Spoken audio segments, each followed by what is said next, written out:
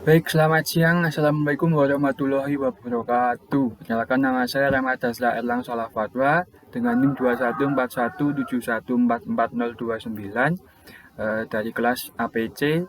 Ingin melaksanakan ujian mata kuliah manajemen Prodi Administrasi Publik Fakultas Ilmu Sosial Universitas Negeri Yogyakarta. Untuk menjawab pertanyaan yang pertama mengenai pemaknaan dari manajemen perencanaan, di sini saya memahaminya sebagai suatu proses manajerial dalam menentukan suatu keputusan atau tindakan untuk diimplementasikan dalam kegiatan suatu organisasi. Kemudian, mengapa manajemen perencanaan ini dibutuhkan? Yaitu sebagai uh, arahan. Jadi perencanaan berfungsi sebagai arahan untuk menghindarkan dari kesalahpahaman dan juga menyamakan jalan pemikiran dari seluruh anggota di organisasi tersebut. Kemudian perencanaan juga dapat menghindarkan kegiatan dari kegagalan, di mana berfungsi untuk mengeliminasi segala resiko yang mungkin terjadi dan mungkin akan mempengaruhi kegiatan dan akan membuat gagal. Gitu. Terakhir, perencanaan ini akan menghasilkan suatu keputusan yang jelas, tidak bertele-tele, dan pastinya dengan perencanaan keputusan akan lebih efektif dan matang hasilnya. Oke. Kemudian penerapannya pada kemarin waktu webinar kita, kelompok saya gitu, yaitu dengan kami membagi semua anggota ke masing-masing tugas dan juga menentukan penanggung jawabnya gitu, agar setiap aspek dalam webinar ini dapat dikerjakan secara bersamaan dan juga lebih terarah tentunya karena ada penanggung jawabnya juga dan jelas tugasnya yang harus dikerjakan tiap masing-masing anggota. Kemudian kami juga menyusun agenda kegiatan sebelumnya yang bertujuan agar acara ini berjalan sesuai rencana dan lebih terarah gitu. Terus kami juga melakukan diskusi sebagai upaya perencanaan kegiatan untuk memperbanyak alternatif pemikiran yang kemudian dipilih yang mana yang paling cocok untuk diterapkan.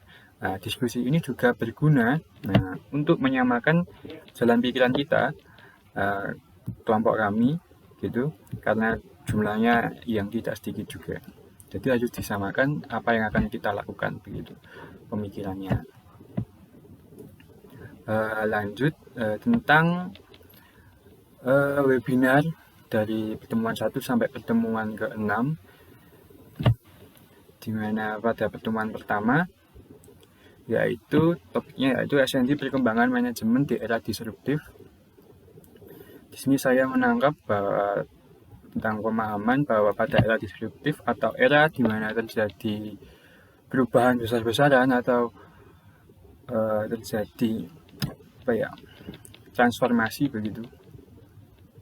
Perkembangan manajemen juga ikut terpengaruh melalui manajemen perubahan, di mana narasumber menjelaskan sikap dalam menghadapi ini yang baik, yaitu dengan selalu sigap dalam setiap keadaan, kemudian berani untuk bertindak, mampu untuk bersinergi, dan jangan takut pada perubahan, gitu kira-kira.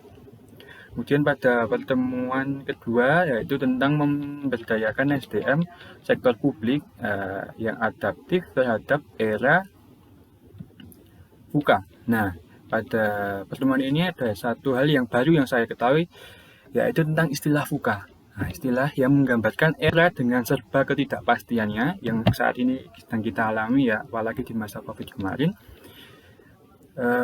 Narasumber menyebutkan kita harus mempersiapkan diri untuk menghadapi VUCA ini,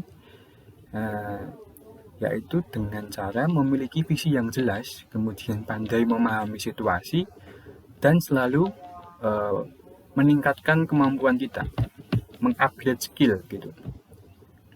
Selanjutnya pada pertemuan ketiga, webinar edisi ketiga, yaitu pelayanan publik di era new normal.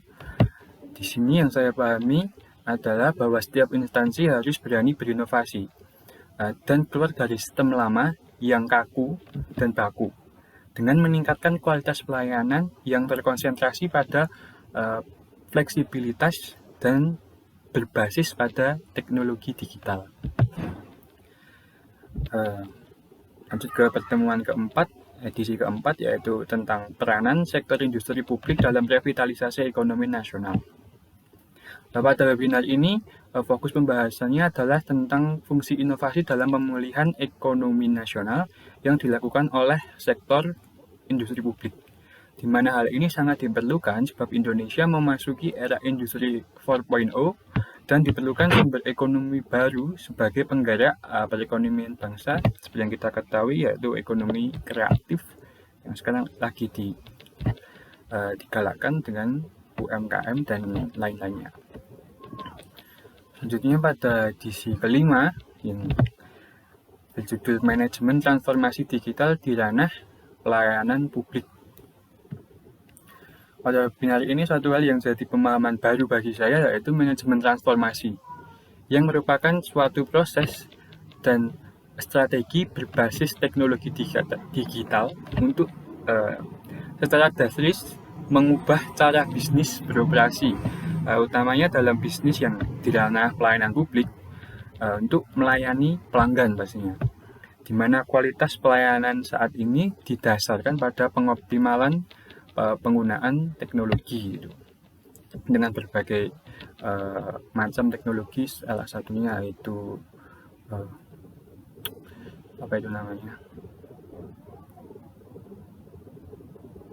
itulah. Lanjut saja langsung ke pertemuan terakhir, yaitu tentang kolaboratif governance dalam penunjang pelayanan sektor publik. Ini kelompok saya membahas mengenai jalannya pelayanan serta pemerintahan di era kolaboratif saat ini, di mana pemerintah berkolaborasi dengan masyarakat serta stakeholder atau non-pemerintah dari non-pemerintah dalam menjalankan pemerintahan hingga pelayanan publik. Kolaborasi dalam pembangunan ini, narasumber menyebutkan memiliki peran dalam meningkatkan efektivitas serta efisiensi pelayanan secara pasti.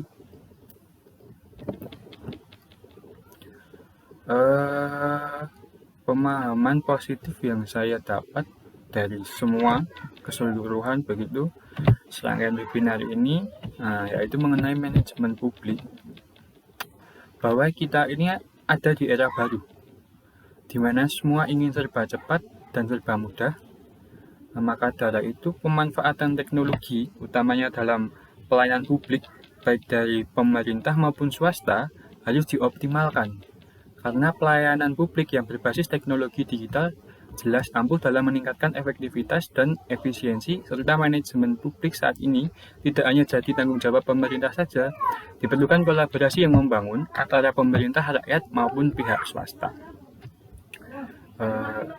Cepat saja, kemarin pada kelompok 6 membawakan webinar dengan judul Collaborative Governance dan dalam penunjang pelayanan sektor publik, dengan tema berfokus pada collaborative governance atau pemerintahan yang mampu berkolaborasi.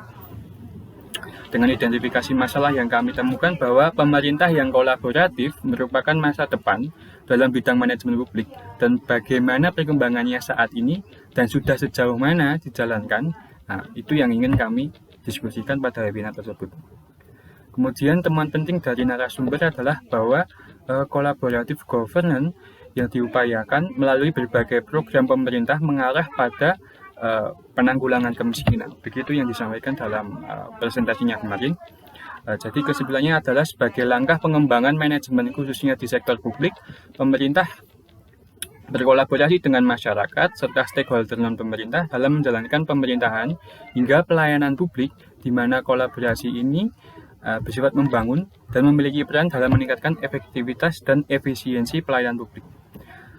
Kemudian peran saya di kelompok berdasarkan pembagian tugas, yaitu menyiapkan presentasi serta memastikan kehadiran setiap peserta yang sudah mendaftar.